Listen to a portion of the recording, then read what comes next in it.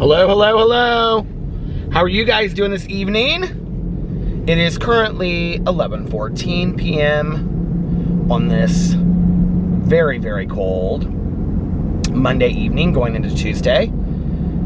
Currently 14 degrees outside. Just dropped off Tanya Jean at her house. We went and got she got a fountain pop and a bag of Doritos. And I filled my gas tank, and I had made coffee at home. And this coffee cup from Starbucks, so cool. I think this is the first time that I'm using it. So anyway, I made coffee before I left. Wasn't really feeling like a fountain pop. And this is the Modd's cinnamon sugar cookie that I am drinking tonight. So, how are you guys doing? Are you guys having a good evening? I'm having a really good evening. I had my literature group tonight. We read about envy,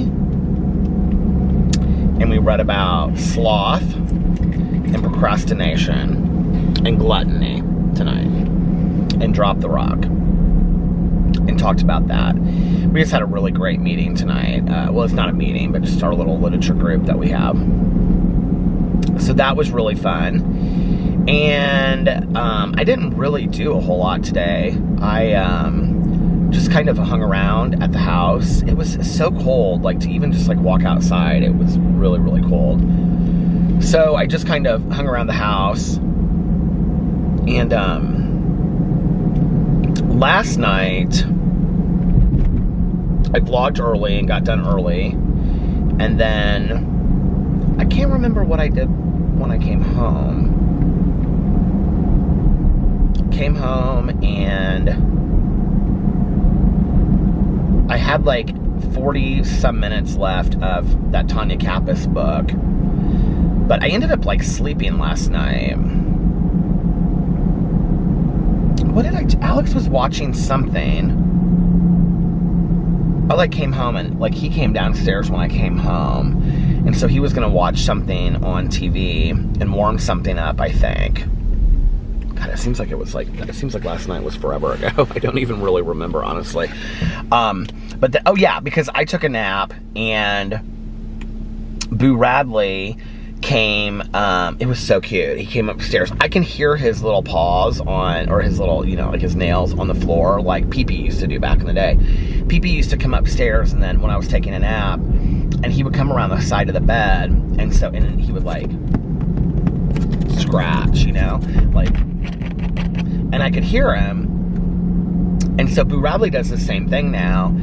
So I was laying in bed, I looked over the side of the bed, and I didn't see Boo Radley, and I looked down at the end of the bed, and he was like up on the end of the bed, like looking at me. So I went down there and I pulled him up on the bed, and he got all cozy on Alex's pillow. That's where he likes to sleep. That's like obviously when Alex is in bed, he doesn't sleep on his pillow, but like if Alex is not there, he sleeps on Alex's pillow. It's like his favorite thing. So Tucker stayed down with Alex, and Boo Radley was upstairs with me. And then Alex finished the show. What was he watching? Why can't I remember now? He was watching something, and then he finished it. And then he took them out, and then he came upstairs, and we went to bed. And I slept for a long time. I was gonna actually sleep all the way through the night, but I ended up getting up, and I was like, I think I like got up on vlog time, like I was getting ready to vlog, but I was like, I'm not tired anymore, like wide awake. So I got up, and I was like, I'm gonna go listen to my audiobook for a little bit. Why does this keep on doing this today? Come on now, sit there. So I finished the Tanya Kappas book, what's it called? Campers and Criminals book. It was really good. I really liked it. I think it was book 6 that I finished. And it was like campers, caravans, and corpses, I think is what it was called, something like that. So I finished that one, and then I started this book that Tanya had suggested to me, which is called The Girl Who Lived. I don't know what I was expecting when I started this book, But what it is so not what I expected, and it is so good. It is so good. I told Tanya tonight when I picked her up, I said, I have a bone to pick with you. I said, I cannot stop listening to this book. And in fact, that's what I'm going to do when I get off of here, is listen to this book, because this book is so good. So it's about this girl, and she's like 23, and she's in this like psychiatric facility, and she's been court ordered there because of like drinking incidents. Like she did like drinking and disorderly conduct, and she's had like all these arrests and things like that. And it all stems from the fact that her dad, she and her dad and her sister were at this cabin. I don't want to give too much away. And this is when she was younger. She was like 13. And, yeah, because it's the 10-year anniversary of it, and she just turned 23. So it happened when she was 13, like on her 13th birthday. And then her best friend and her best friend's mom and then her best friend's sister, they were at a cabin next door. Supposedly, like, her dad and this woman were having an affair. Well, anyway, her sister got killed. I think her dad got killed somehow, but they think that it could have been the dad. But then her sister got killed, and then her best friend got killed, and her best friend's mom got killed. And so it was she and the best friend's sister that were the ones that were left alive. And basically, it's kind of a final girl story, but it's really, really well done. I mean, so well done. And Tanya told me tonight that, like, in the last week, she's read 3 of this guy's books, and they're all fantastic. It's called The Girl Who Lived. And I'll tell you, the cover does not look like anything. I mean, this looks like, I mean, it does, they just don't, the books don't, they look like they were kind of like independently published, and they don't look like they were mass, marketed or anything like that. And it's so good. So anyway, it starts off, and she gets out of the psychiatric facility, and she gets court ordered to meetings for her drinking, and has a sponsor, and I really like, there's a few discrepancies in like how, like that part, and that's a huge part of the book actually, how it's portrayed and actually the reality of it, but it's small enough that it doesn't really bother me. The rest of it is like so point on about like how 12-step programs are. But then she also, like, her mom is remarried to this guy that she married like a year afterwards, and her mom has written this famous book called The Girl Who Lived about her daughter. And so she's like really famous, like everybody knows who she is, and she hates that. I mean, she's like the total rebellion, and she doesn't want to be sober, and she doesn't want to be alive, and she doesn't want anybody to know who she is. And the last time that she went into the psychiatric facility was because she saw this guy.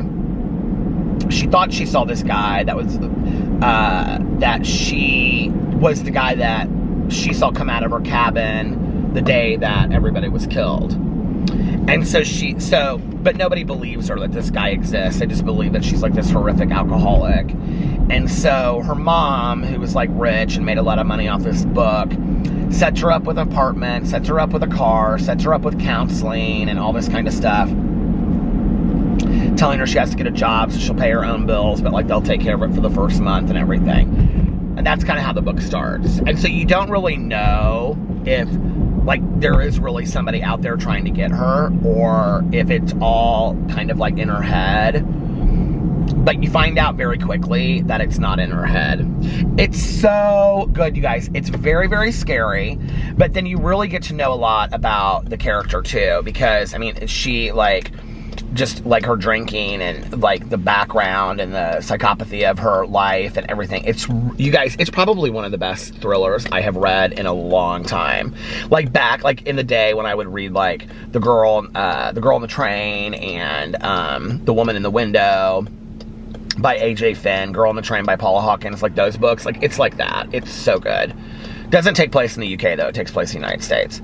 Well, the Woman in the Window took place in the United States. I think it took place in Boston. So, this takes place kind of like out in the country somewhere. It's called like Marshfield. But anyway, I'm like hooked on this guy as a writer. His name's Christian something, I think. So when I finish this, I'm going to read another one of his, I think. Maybe right after. I don't know. Tanya said they're all really good. So I stayed up last night listening to that. I actually did I kept on aiming to go home. And I would get in our neighborhood, and then I would drive out of our neighborhood and do another loop around. And then I would get close and I would do another loop around. I did that 3 or 4 times last night because I just couldn't stop listening to this book. And then I went to bed and I was so in my head about this book. I actually got really hungry listening to this book because she talks about food and stuff in it, that I went to Dunkin' Donuts and I got, for breakfast this morning, I got 4 of those bagel bites with chive and onion in them. And then I got 2 hash browns. I was so hungry. I got 2 hash browns, an orange juice, and a vanilla cream donut. And I sat right there and listened to the book. And I ate it. And I was so cozy in my car. I was so cozy. And I was eating my little treats. And it was so much fun. So that's that. And then me and the pups slept in today. Alex is always he said something to me about sleeping, and I said, it's not my fault. I said, I try to get up, but Boo Radley doesn't want to get up. Boo Radley just wants to keep on sleeping and sleeping and sleeping forever. So, yeah. I'm on the wrong end of this cup. Did I close it? I closed the cup. Why did I do that?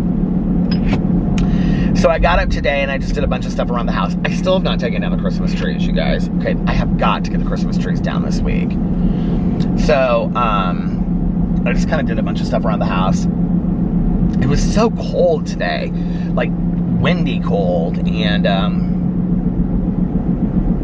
what was that song? I was I'm trying to think of that song about the wind's name is Mariah or something. Do you guys remember that song from back in the day?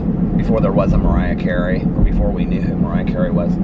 Anyway, they call the wind Mariah. Is that what how the song goes? Somebody'll know. Trailer for sale or rent, rooms to rent for 50 cents. Ba-ba, ba-ba. My mom used to sing that song all the time. Trailer for sale or rent, rooms to rent for 50 cents. Ain't got no cigarettes. King of the road. Something like that. Do you guys remember that song? So anyway, then I did a drama video. Alex came home. I had my literature meeting tonight. So I know what I did this morning. I went to the place that we had brunch at the other day because I was trying to find my reading glasses, my very expensive reading glasses that I had left somewhere, and I was almost positive I left them there. So I went in there. They had them, I was so thankful. I was like, oh. So here's my reading glasses. And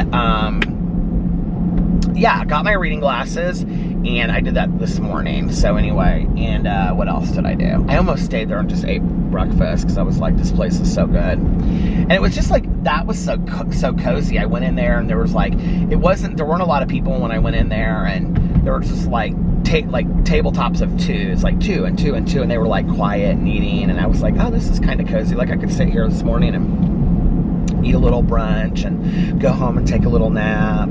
I actually wasn't going to film anything today, and I was just going to take a nap and, do my own thing today and read a little bit. I'm halfway through the Heartbreaker graphic novel now, and so I'm just wanting to finish it. It's so good. I could do that tomorrow. I could go to brunch somewhere, and then I could take that Heartbreaker novel, and I could just sit there, and I could go to Rise, or I could go to Ruth's Cafe. Just had patta shoes, so I think I'll wait on that one. But anyway, so yeah, and so then I did the drama video, got the vlog. Well, the vlog was already up last night, so it was ready to go. Because I rendered it, and then I started uploading it, so it was uploaded when I got up today. But anyway, I had initially thought that I would make a bunch of videos, but I was like so tired that today I was just, do you ever have those days where you just are like, kind of like, I wasn't like physically exhausted. I don't even really know how to explain it. I just was kind of like,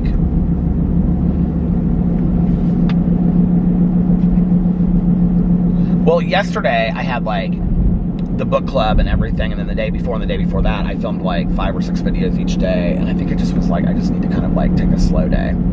So I did.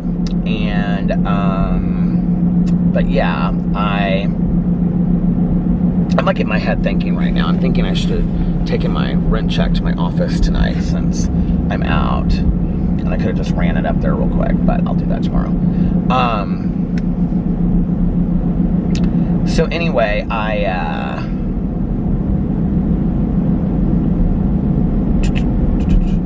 in my head thinking, I'm like, I need to talk to Melissa. Like, we need to sit down and have a meeting about this podcast. Because like we say we're gonna do it, and then like at a certain time, and then we like schedule a time that we're gonna sit down and plan it all out, and then that it doesn't, like, for one of us something happens and we can't do it. So we need to sit down and come up with that plan. Every time I post a video, at least one person's like, what happened to that podcast? Are you still doing it? I'm like, yes, we're still doing it. I just don't know when it's coming. I shouldn't have put anything out about it until we had everything figured out and knew how it was going to happen. But I got so excited about it. I still am excited about it. Okay, so what was I saying?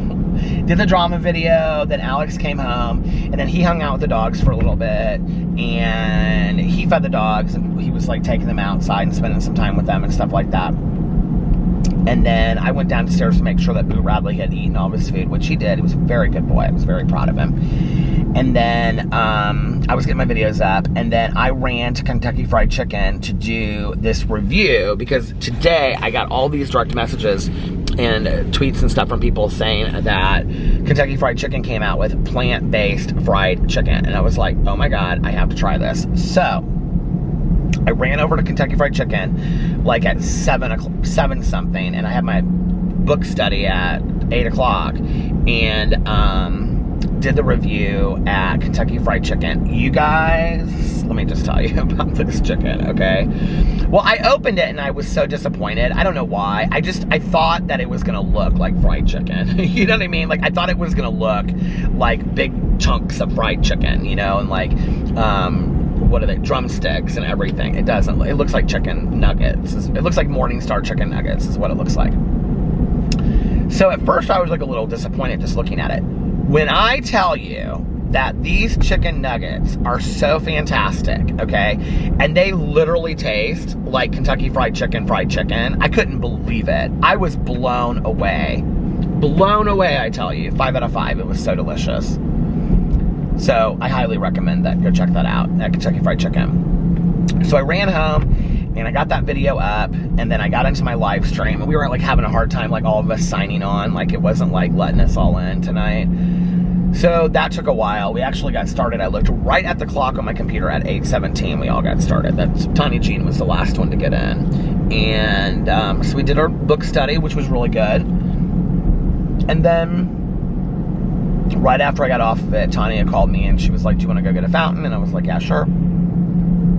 She'd run to the kennel first. So I hung out with Alex and the dogs in bed and kind of talked to them for a little bit.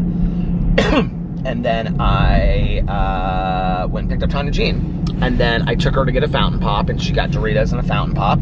And I filled up my gas tank, and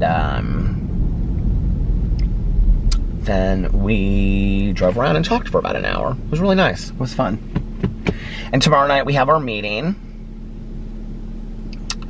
And I was trying to buy a pair of Doc Marten platform shoes that are black and white, like Oxfords, and they didn't have them in my size, and I was bitter. I was so bitter. I wanted them so bad.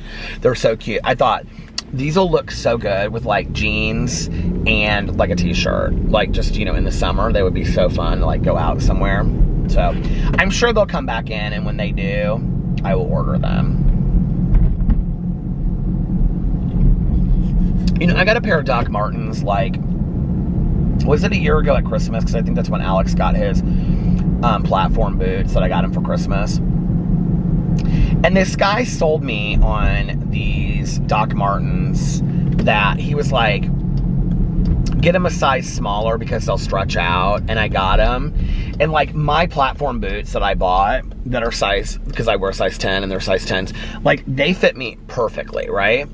So this guy told me, he was so nice. I think it was at Journeys. He was like, yeah, get a size lower. So if you wear a size 10, get a size 9, because this is like one of the longest stoplights ever, and it's like no turn on red. But he was like, if you get a size lower, because the leather will stretch out. And I love them. They're oxblood, like Oxfords. And I have them, and I've never worn them because they're so painful. They cut into my heel. They are way too small. And when I tried them on, I was like, are you sure that these are going to stretch out? He was like, yes, definitely they'll stretch out. Get them in a 9, don't get them in a 10. And I was like, okay, I trust you. Maybe they're 9.5s, but I don't think, no, I think they're 9s because they are really small on my foot. And he was like, I'm telling you, they'll stretch out. He's like, man, I got a pair of Doc Martens, and I wish I had gotten a bigger pair because they stretched out so much on me. And I was like, yeah, I don't really remember that. So, but anyway, now I have this pair of shoes that's like so, because I could probably wear a 10.5, and they're just like really small on me. They're so cute though. I like the vegan leather Doc Martens too. They have some vegan leather Doc Martens that are really, really nice. So yeah, I was looking at that stuff today. I was looking to see which Doc Martens I like. I wanted this pair of Oxblood Doc Marten platform boots, but they're sold out of them. They do have them, but they have faux fur inside of them. And I almost bought them with the faux fur, but I thought, I'll never wear these in the summer because they'll be so hot to wear that I'm not gonna get them. Because I mean, they're expensive boots. They're like $180, and I love, oh my god, my Doc Marten platform boots were probably one of the best buys that I made in the last year. If you've thought about getting them, get them. They look so great with jeans, blue jeans or black jeans. They literally give you like an inch. I mean, they really do. And they're so comfortable. They've taken me a couple times to get like super comfortable, but they're really comfortable shoes. So yeah, I would really recommend those. I might wear them tomorrow night, in fact. Trailer for sale or rent. Rooms to rent for 50 cents. I was looking through those shoes tonight, and I was thinking to myself, gosh, I wish I had never gotten rid of those shoes. I don't even remember like when I started getting rid of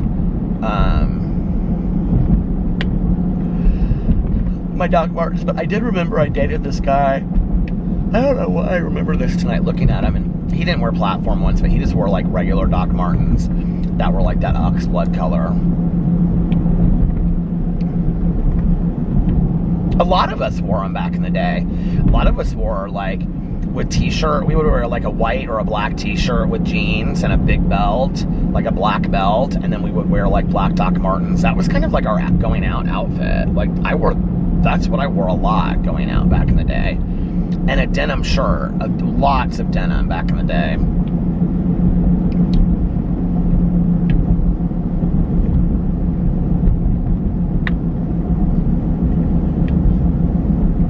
I don't know why I got rid of them. I think my one platform shoes I just didn't wear very often, and I was like, you're never gonna wear these. I don't know that I would today even. Do you know that your feet supposedly grow as you get older? I think when I was younger, I was like a 9.5, because I have these Diesel sneakers that I loved well, I ended up getting rid of them because I loved them back in the day. And I don't even remember where I got them. They were like brown leather. They were so cool, these sneakers. And oh god, I loved them so much. And but I think they were like 9.5s because I tried them on like a couple years ago, because I don't throw anything out, I save everything. And well, now I donate stuff and get rid of it, but And they didn't fit me at all anymore. Like, my foot wouldn't even fit into them. And I was like, this is so weird. And then I was like, oh, I remember. I think I saw it in the movie The Big Chill. They do say it, The Big Chill, but it's true because I've looked it up, too, that you're... I remember looking something up about it. Maybe it was right after I watched that movie the last time. I don't know. But anyway, that your feet grow as you get bigger. Did you know that?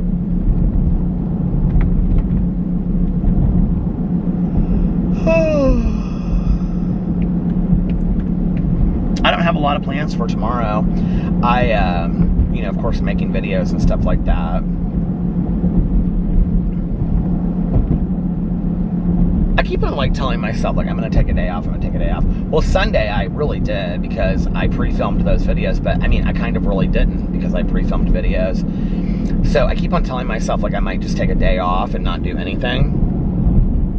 And just, like, I do need to actually go to Saks and buy a bottle of Chanel Blue because I am out of it. Like, I have, like, maybe 5 squirts. That was a total estimate. I have no idea how many squirts I have left in it. I don't know. A few. But that's kind of like my go-to cologne, like during the, like, my other colognes, like, that Alex has bought me and the Creed and stuff like that. Like, I save those for special occasions. I don't wear those just, like, every day. I mean, not special occasions, but, like, if we're going out to dinner or something like that, I'll wear that. But going around during the day, I usually wear Chanel Blue, and I'm almost out of it, so I need to buy some more.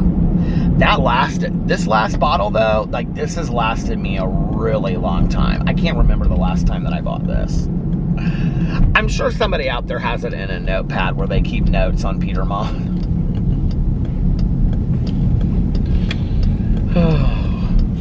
But I don't have any idea the last time that I bought it. I kind of remember going in there and buying it, though.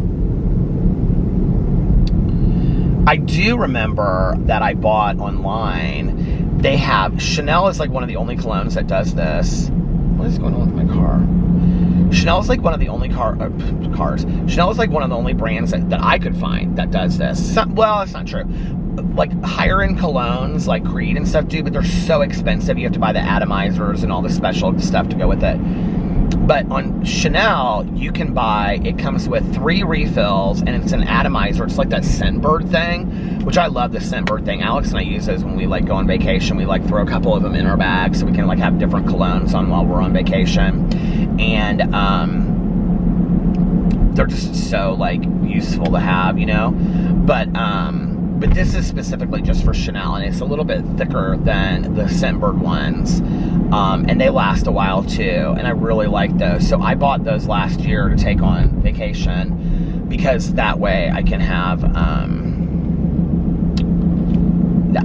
like different, you know, cologne options while I'm on vacation. Not that it really matters, but I will say this, like, certain vacations I associate with certain colognes because of the cologne that I wore while I was there. Like, when Alex and I got married, we got married in Las Vegas, you guys know that. But when we got married, I was wearing Michael Kors for men and Alex was wearing Chanel Blue. And then we switched when we got out there because one of our friends bought Alex Prada Black. They don't make it anymore.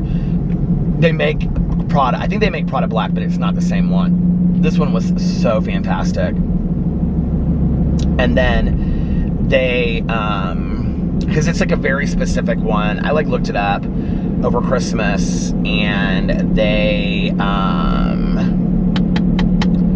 had, like, bottles that people were selling online, but they were super expensive because it's been discontinued. So, and then somebody gifted me a bottle of Bond No. 9 Bleecker Street as, like, a wedding present.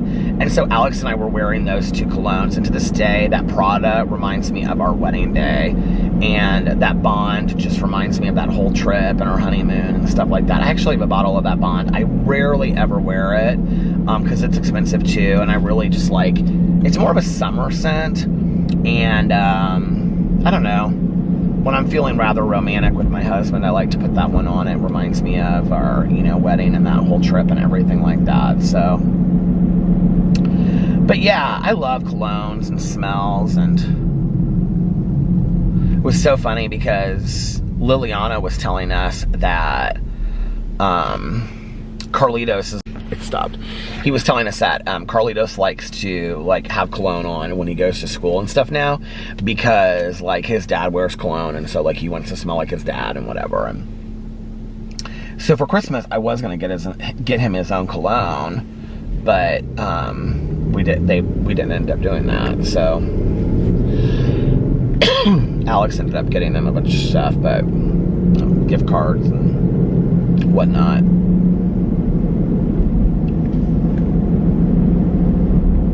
I'm gonna turn around and go back the other way.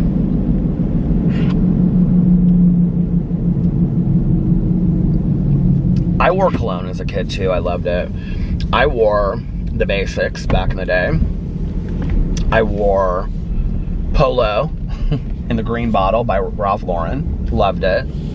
I still do kind of like the smell of it. I mean, I know it's super basic and nobody wears it today, but I do kind of like the smell of it, honestly.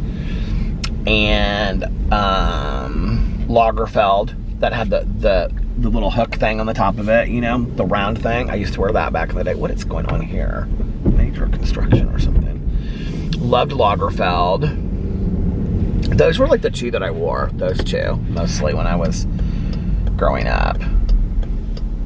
I think by high school, I started getting a little bougier with my colognes. I can't remember what I wore in high school. That's so funny.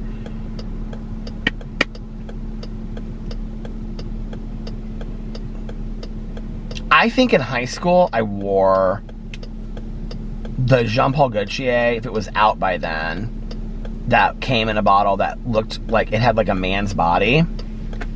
And it was like stripes. I think I wore that one. And I wore a couple different colognes. My dad, when my dad and my stepmom would go like out of town or out of the country or whatever, they would bring me a cologne from someplace. I can't remember what other colognes I wore in high school though. But I do remember that cologne was important to me in high school. Cologne's always been important to me. Cologne, and the other thing that I will tell you, a little unknown fact about me. Well, one of the things that I like is when people meet me, they're always like, you smell so good. Gum. I always have to have gum as well. How did this light just never turn to green to turn? It went green to go forward and through the light, but it never turned green to...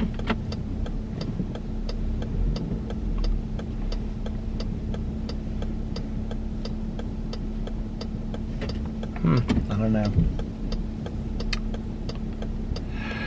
Oh man.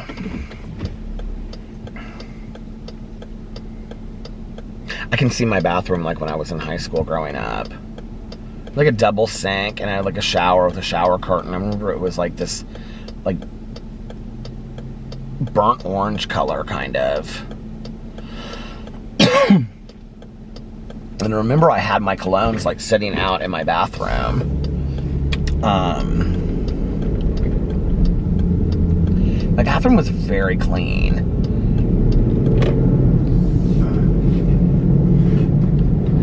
But I didn't use like a lot of products and stuff like that in high school. Like obviously I used like products on my hair. I don't remember what products I used on my hair in high school. But I started going to a hair salon. I started going to my stepmother's hairstylist. So I started getting my hair cut at a hair salon when I was like, and I would always buy products there. I think I used Aveda hair products, no, they wouldn't have been out by then. I don't remember what I used. I probably used that like, that Sebastian. Do you remember that? I think that's what I used. That, I mean, maybe not shampoo and conditioner. I think I use pretty regular stuff just for that, you know, from the grocery store and whatever. But I think I used that Sebastian, like, hair gel when I was in high school. I really don't remember. I don't remember, like, do you know what's so funny is? Like, I don't remember, like, getting up and, like, doing my hair and all that kind of stuff. Like, I know that, like, every morning I, like, took a shower and got ready for school. But I don't remember Like, I don't remember any of that. Like, I don't remember, like, getting ready for school. And I remember kind of, like, throwing out an outfit the night before. Sometimes I would come up with these, like, elaborate outfits that I was going to wear the next day. And then I would wake up the next morning and I'd be like, I am not wearing that. But I don't really remember. There's a lot from high school that I just don't remember. It's so weird to me. Like, especially the older that you get, it's just like I just don't remember some things. I don't know. Like, I mean, my memories are either very, very specific or I don't remember something, like, anymore. And I don't, like, remember going into... I've always, like... Okay, here's the thing about my hair. My hair has always been... Like, I've always had bedhead hair, right? And so, if I take a shower the night before... Like... You know how people take a shower the night before so they don't take a shower in the morning? There's no way that I could possibly do that. Like, I couldn't even wet my hair down. Like, if I took a shower and my hair was damp when I went to bed, I would wake up the next morning and it literally would be in 50 different directions, even to this day. And, like, I have to take a shower to, like, do my hair. Like, I can't just... I mean, let's just be for real, look at it. I mean, it's always a mess. And now I always wear a hat. And, but it was a little bit longer then. It wasn't long, but it was longer. So I definitely had to, like, style it and stuff. So I would have had to have taken a shower in the morning before I went to school. And I also know that I didn't go to school without actually, like, having, like, a style, because that was very important to me. So I don't remember, like... But I don't remember, like, getting up and blow drying my hair. I can see a hair dryer at my mom's house. My dad's house, I do remember, like, getting up and going to... Like, I would get up at my dad's house and I would drive over to my mom's house and get ready at my mom's house and then go pick up my friends. I don't know why I did that. Well, most of my clothes were at my mom's house, so it was easier that way. So I just didn't take... I mean, there were some things I kept at my dad's house. I hated having two separate houses. And what I would do was I would go, like, to my dad's house, like, every Wednesday night. I mean, they were real flexible with me in high school. Like, it was just... My parents were never really that strict with the whole schedule thing. Like, if one of my parents had something, the other one would... You know, it's really usually if my mom had something, my dad would be like, yeah, I'll send Peter over, you know, whatever. It was just, like... They were so good about that stuff. They never fought over me over holidays. I'm so thankful for that in retrospect, you know? I mean, do I think that my mom was lonely at times that my dad wasn't, you know, that I was with my dad on a certain holiday or vice versa? Sure, I'm sure, you know, but I didn't know that, and they didn't fight in front of me over it or, you know, about me, and I'm really, really thankful for that. I tell parents this all the time that I'm, like, friends with. Like, I have friends of mine that are, you know, going through divorce, and they're like, I want, you know, like, we're gonna split it, like, completely, like, 3 days there, 3 days here, whatever. And I'm like, okay, what you should do, right, if you live close enough, is do 2 weeks at one house, 2 weeks at the other house, or let them have, like, a main place that they stay, based on my experience, just my experience. And then they can go back and forth, or do, like, 4 days at one house and 4 days at the other house, or whatever. Because what would happen is, you know, I would go to my dad's house on a Friday, and by, like, Sunday, when I was finally comfortable being there, it was time for me to leave. And so it was like, you know, because I was at my mom's house most of the time. And then on Wednesdays, I would go see my dad and my stepmom, you know, like, after school. So I didn't even get to, and my dad getting home from work, but he would try to get off work early on Wednesdays, but I didn't really get to see them till, you know, 5 or 6 or 7 in the evening. And then I would stay there, and I would be getting up the next morning at 5:30 in the morning to drive to my mom's house to get ready, so I had to go to bed super early. You know, so it wasn't like I really, and who was the one that was missing out the most? I was. And it was really affecting me and my sleep patterns and all that kind of stuff, you know. I blame it on all of them that I still can't sleep today. No, I'm joking. But, no, it really was how it was. You know, it would have been so much, because this is the other thing that would happen would be, like, I would get to my dad's house on a weekend, and, like, let's say if I had a paper or something to write, and I get to my dad's house, and I would be like, yeah, I left all the stuff that I need is at my mom's house. And so then I would have to drive back to my mom's house, like, the next day or something. It just was a mess. You know, it would have been so much easier for me if I was, like, staying an extended period of time at my dad's house, and I was at my mom's house most of the time, you know, but it would have been so much easier to me to do like a week and a half at one parent's house, a week and a half at another parent's house, or something like that, you know? I don't know. I see so many friends of mine who are parents that fight over custody and fight over this, and they say it's in the best interest of the child, but it's not in the best interest of the child whatsoever. It's out of their own selfish needs. Totally.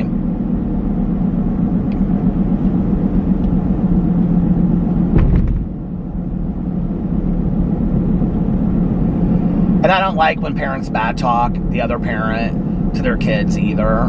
Like, I'm so thankful my parents, like, I mean, maybe once or twice, but that was it. I mean, I'm so thankful my parents didn't do that, and were like, you know, you respect your mom or you respect your dad, and, you know, I don't know, it just was, I wasn't allowed to get away with that, and they didn't bad talk them around me either. There was like one incident I remember where they were like fighting, and I was a lot older, and they were on the phone with each other, but like other than that, it's like, they really didn't bad talk each other. Like, if I ever said anything about my dad, my mom would be like, you know, you don't speak about your dad that way. Like, your dad works very, very hard to take care of us, and, you know, blah, blah, blah, whatever. And vice versa. If I ever said anything about my mom, my dad would get so angry, and he'd say, you don't ever speak that way about your mom. And, you know, and they just really taught me respecting the other parent, and I'm so thankful for it, you know. And I see a lot of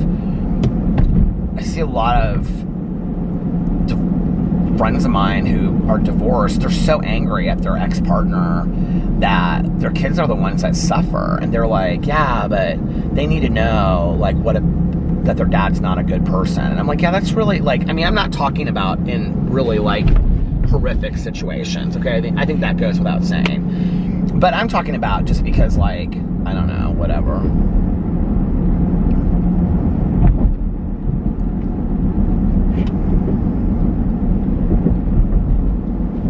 It's also different when your kid is like in their 20s or 30s versus when your kid is 6. You know what I mean? Like, at 6 years old, I still looked up to my dad and my mom a lot, right? Like, I didn't, for that other parent to have really said some horrific things about them, I think would have like really broken my spirit, and I wouldn't have really understood, I don't think I would have understood it, you know?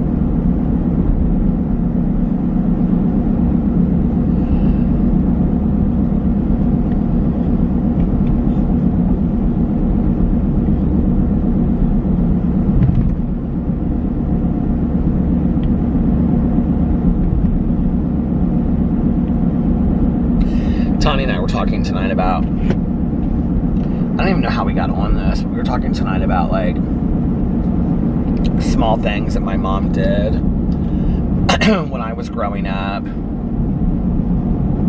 that to everybody else would probably seem insignificant. Like, things related to the drinking.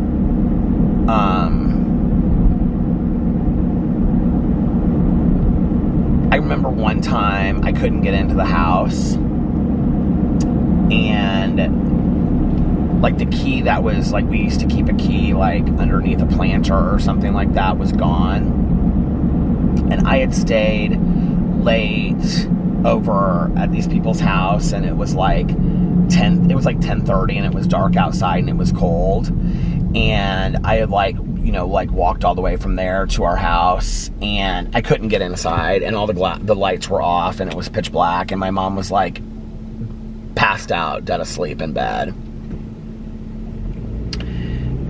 And I mean, I banged and banged and banged on that door forever.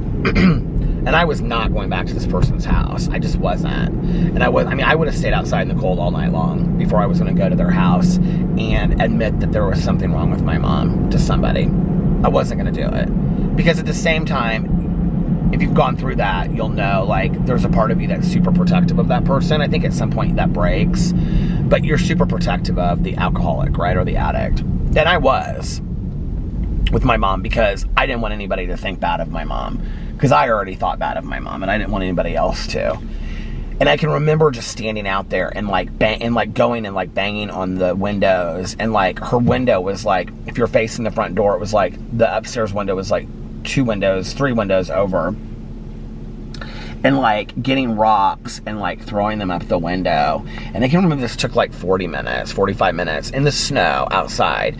And finally my mom comes downstairs like zombie-ish, like completely out of it, like unlocks the front, doesn't even open the front door, unlocks the front door, and then like stumbles back upstairs.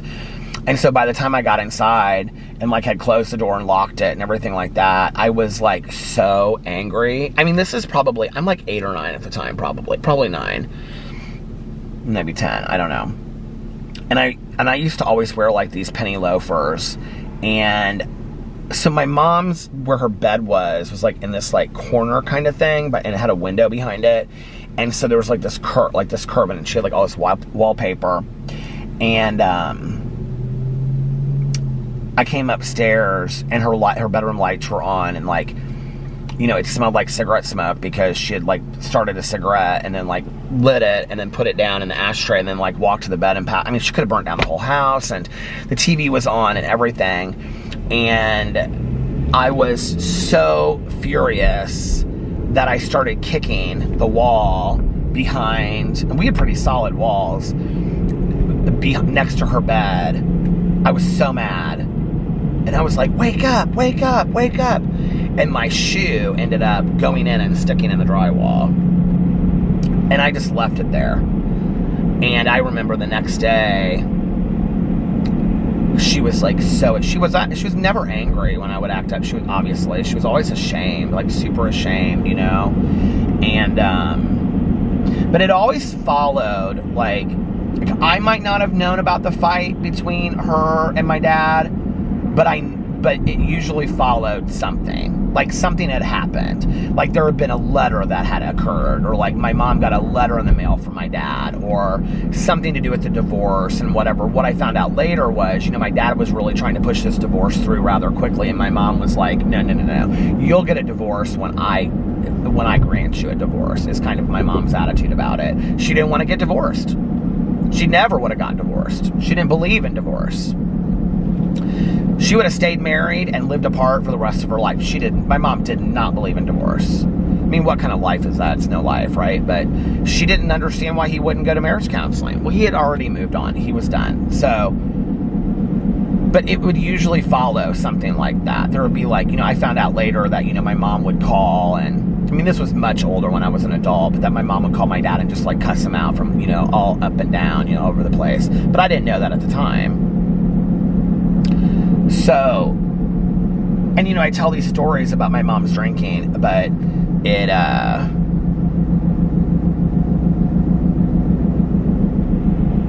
didn't happen that often, you know. It wasn't like my mom drank regularly, but that kind of situation really only happened like every maybe 2 to 3 months, if even that. You know, I was sitting here thinking, because somebody left a comment on one of my videos about 6 months ago or something. They said, your mom would be so upset with you if she knew that you were sharing these stories about, you know, her drinking. And I thought, you know, you would have had to have known my mom. My mom was a very, very private person, but if she knew that, like, it wasn't going to keep her from getting a job, she was not that private. Like, she was private when it came to, they're not going to hire me if they know that, you know, I'm an alcoholic. And she was very, very concerned about the stigma that women face as alcoholics, which they do, period, you know. But other than that, like with close friends and family and stuff, she wasn't afraid at all. And I can tell you right now, if my mom had known how many emails, I mean, she would bawl her eyes out if she knew how many emails I got from people that said, because you have shared your mother's story, I have never given hope on my mom or my dad, or, you know, like, my mom and I are both sober too, and you really inspired this, or thank you for sharing your mom's story, and all that kind of stuff, because that is the flip side to it, you know. Sure, I have a story of trauma that I can sit here and talk about how I grew up with an alcoholic mother, but the flip side to that is that the greatest gift my mom ever gave me was sobriety, period, end of story. I mean, we were able to have 13 unbelievable years. And I think that if she knew that her story impacted people like that, I think it would make her very, very happy. Because I think that it would take away from the pain she felt like she had inflicted on myself and others when she was drinking. Because my mom had a lot of guilt even up till the time that she died, about her drinking, you know? There were things like putting the car in the ditch on Christmas Eve with my grandma and me in the car that, like, she brought that up, like, the Christmas, you know, like, before she passed away, she brought it up. You know, she would say, like, I still think about that sometimes, and I can't believe that I did that to you and Mother, you know, like, she and my aunt always called my grandma Mother. So, I don't know.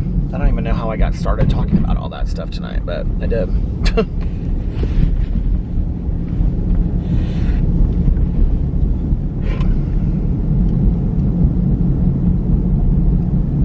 I also think at this point that my life kind of turned out the way that it was supposed to, you know? I kind of believe that maybe I was supposed to be born into this family.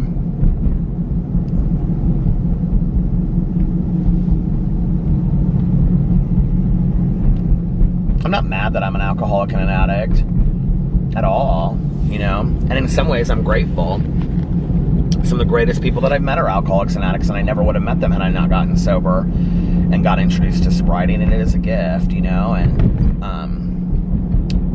I'm like looking at the camera because every time I hit a speed bump or something, it's like, it like sinks back. You know, I wouldn't have the life that I had today had I not gotten sober. And if I had drank and I wasn't an addict or an alcoholic and I was just, you know, using, like, and could use functioning and wasn't an alcoholic or an addict, I don't know what my life would look like today. So I'm super grateful for the life that I have that's based on all of that stuff, you know? And I'm not angry about that at all. I'm not angry that my mom was an alcoholic.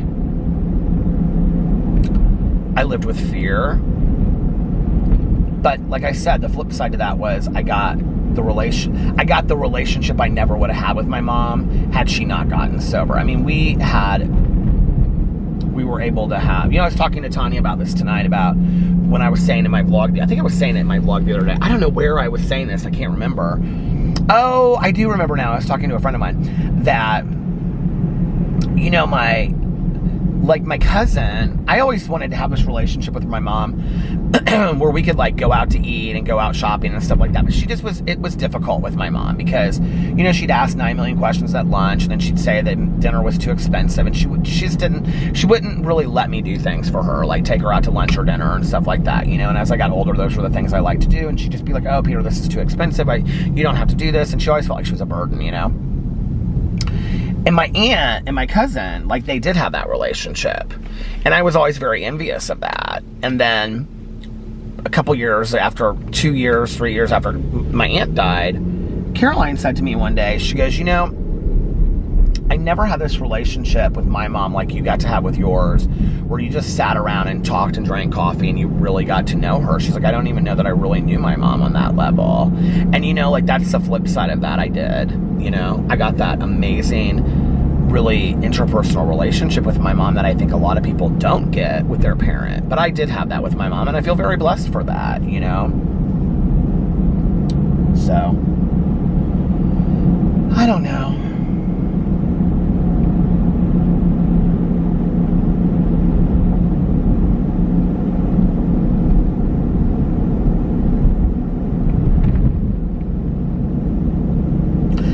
I got this comment on my video, on my vlog the other day. Somebody said, it cracks me up when I get this. I don't know why it cracks me up, just because I don't really put much thought into it. I really don't. I never really have, I guess. But if I were watching this vlog, it would be a question I had. And the question was, does Peter just drive around, or is there a specific destination or route that he's taking or something like that? And what was so funny was that somebody responded to it and said, no, Peter just drives and then he turns around and goes home, or something like that. I loved it. I thought it was hilarious. And there is really no rhyme or reason to it. I go a certain way. I either go all the way into, if you live in Indianapolis, you'll know what these places are, but I either drive into Zionsville, which is a cute little cobblestone brick town, and I drive through there and come back, and then I drive into like Fishers or Noblesville and around there and come back, Or I've now been doing this one loop like 3 times. I've been going down Keystone and then going down 96th Street and then coming back up through Fishers, and then I've been doing that like a couple times, and then going out into the country in Noblesville and Fishers. Sometimes I take the interstate. The interstate's easy because I can just go up and then turn around and come back. So that's real easy. But there's no direction. And I like that. I'll just come up to a road sometimes and be like, should I turn right or left? I don't really think much about it. I really don't. I mean, sometimes I'll be like, okay, I'm going to drive out here and then I'm going to turn around. Or if you guys know, like that one, like that little, not shopping mall, but shopping center, strip mall that I drive to, and then I like where the red truck is. Like that's usually a destination that I'll drive to, and then I'll turn around and come back, because that's usually about 40 minutes. So I know that that's like, you know, I know how long it is in my head. But no, just getting lost.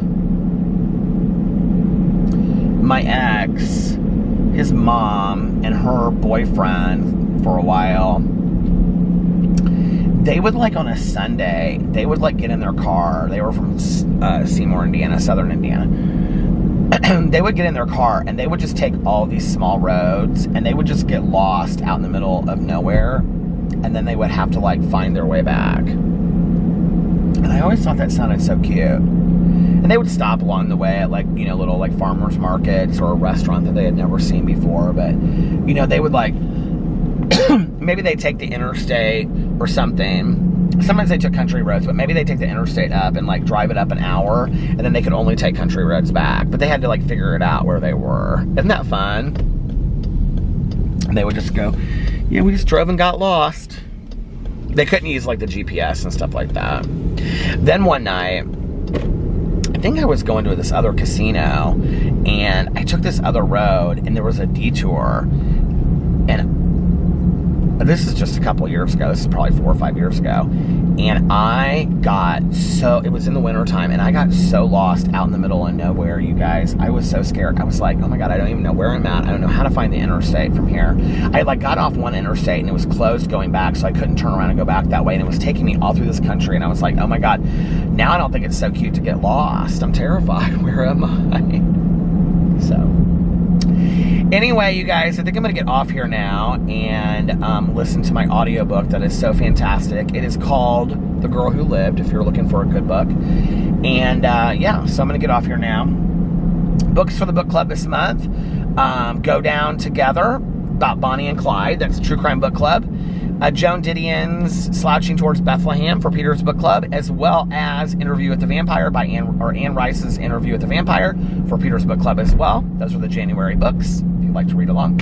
I'm watching McMillions, the documentary. It is currently on HBO Max, and those are my things. And then tomorrow night, well, Wednesday night, I think Alex and I are going to watch RuPaul's Drag Race, a new episode, and Real Housewives of Salt Lake City and Real Housewives of Orange County. We're going to get caught up on all 3 shows. So, there we go. All right, you guys. If nobody else has told you this today, I love you. And I hope that you guys are having a magically amazing Tuesday. Stay warm. Stay relaxed. Stay kind. Be nice to one another. Put some love out there in the world. What the world needs now is love, sweet love. Is that the words? I don't know. Anyway, I love you guys. I'll see you tomorrow. Bye. Love you. I just remembered my 9-minute outro. Troy said he was trying to like write it all down and figure it all out. I have no idea what I used to say in that outro, but that is crazy. I used to do a 9-minute outro. Anyway, I love you guys. I'll see you tomorrow. Bye. Love you. Oh, and for those that want to hear it, those that need to hear it, and those that just happen to stick around, one more I love you. I love you guys. I'll see you tomorrow. Bye. Love you. Happy birthday, Lena.